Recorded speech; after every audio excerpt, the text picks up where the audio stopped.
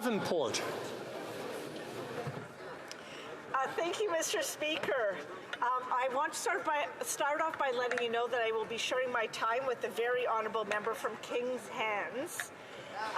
It is my absolute pleasure, as always, Mr. Speaker, to be speaking on behalf of the residents of my riding of Davenport. I'll be speaking on today's Opposition Day motion that was put forward by the Conservatives on affordability and pollution pricing. I'll start off with just a few of my own comments, Mr. Speaker, and then I'll go into a bit of prepared text before I'm very pleased to answer a few questions. So, Mr. Speaker, as you know, climate change is real. Carbon emissions is impacting our climate, and it's causing the climate to change. And if Canada does not continue to rapidly move towards reducing emissions now, the cost of waiting will be more expensive for Canadians later. And as a result, in a world that it will be a world that's going to be more difficult and more unpredictable to live in. Last week, I happened to be blessed to have the Minister of Natural Resources and Energy in my riding, and the question of carbon tax actually came up by one of the Davenport residents. They basically said, given the fact that Canadians are suffering an affordability crisis, and and as of April 1st, our price on pollution is going to go up.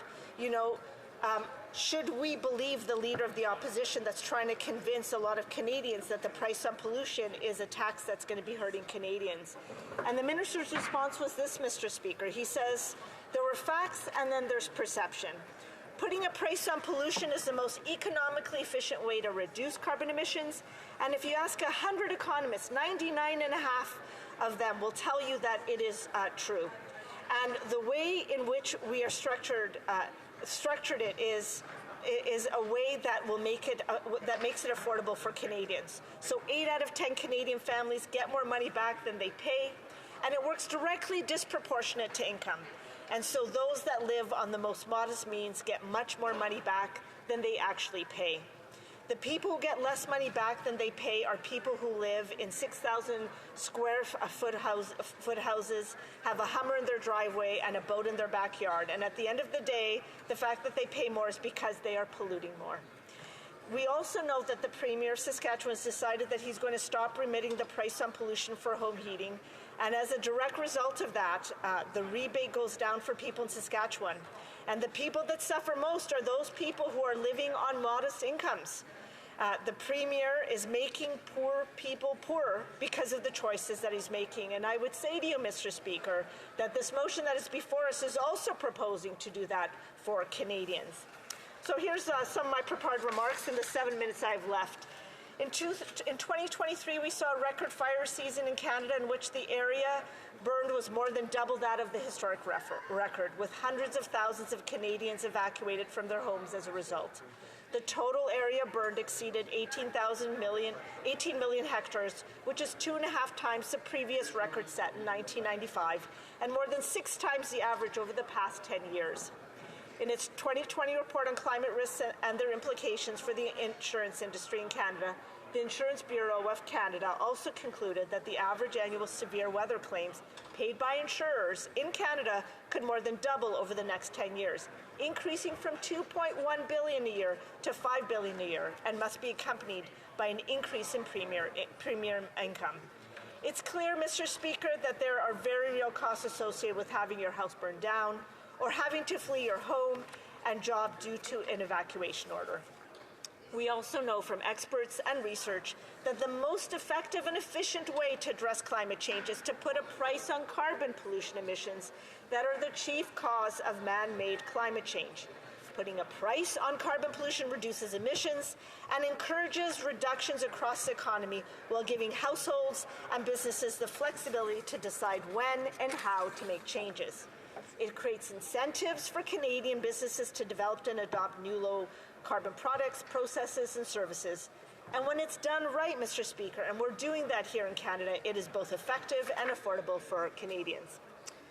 Now, on the Canada carbon rebate. So The bulk of the proceeds from the federal pollution pricing system go straight back into the pockets of Canadians in provinces where the fuel charge applies, with 8 out of 10 households in these provinces continuing to get money back through their quarterly Canada carbon rebate payments than they pay as a result of the federal pollution pricing system.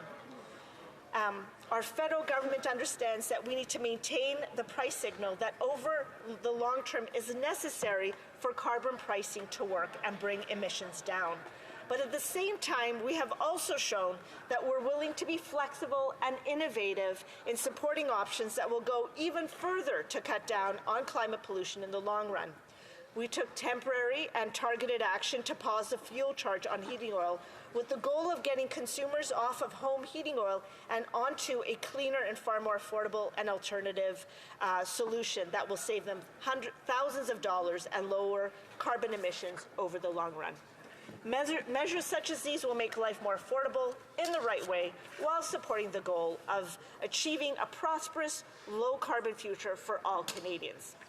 Mr. Speaker, we know that there are better ways to make life more affordable for Canadians, ways that don't involve destroying the environment and incurring more devastating costs further down the road. So we're delivering the support where it's most effective, including the Oil to Heat Pump Affordability Program that will increase the amount of federal funding that eligible homeowners can receive for installing a heat pump from $10,000 to $15,000. And it includes proposing under Bill C-59 doubling the Canada Carbon Rebate Rural Top-Up Rate, increasing it from 10 to 20% of the base rate rebate amount starting in April 2024. People who live in rural communities face unique realities, and this measure will help put even more money back into the pockets of families dealing with higher energy costs because they live outside a large city. We have been very clear that we will continue to implement our pollution pricing system while ensuring that we continue to put more money into the pockets of Canadian households and families. Mr. Speaker, more recently, through Bill C-59, the Fall Economic Implementation Act 2023, we introduced measures to advance the government's fiscally responsible plan to build a cleaner, stronger economy.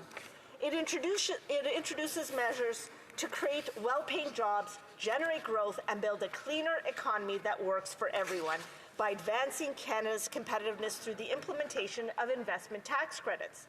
Investment tax credits are a key part of the government's broader plan to work with industry towards the goal of decarbonization. This includes carbon capture, utilization, and storage investment tax credit, which is also known as CCUS. CCUS is a suite of technologies that capture carbon dioxide emissions, whether from fuel combustion, industrial processes, or directly from the air to either store CO2, typically deep underground, or to use it in other industrial processes, such as mineralization in concrete. These technologies are an important tool for reducing emissions in high-emitting sectors where other pathways to reduce emissions may be limited or unavailable. In fact, Mr. Speaker, the Intergovernmental Panel on Climate Change and the International Energy Agency each include CCUS deployment as an important element of scenarios in which the world achieves net zero emissions.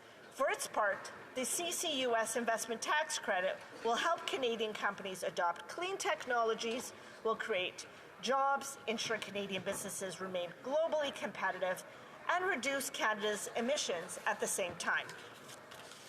So, Mr. Speaker, in conclusion, making life more affordable for Canadians while protecting the environment has always been a priority for our federal government and remains a priority today.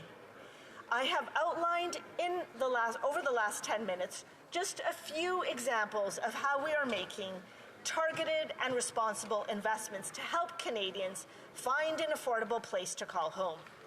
We want to ensure Canada remains the best place in the world to live, work, go to school, and to raise a family. And making life more affordable is a key part of that. Thank you, Mr. Speaker. It's, as always, a pleasure to speak on behalf of the residents of my riding of Davenport on this Opposition Day motion, affordability and pollution pricing. I am now very happy to take any questions.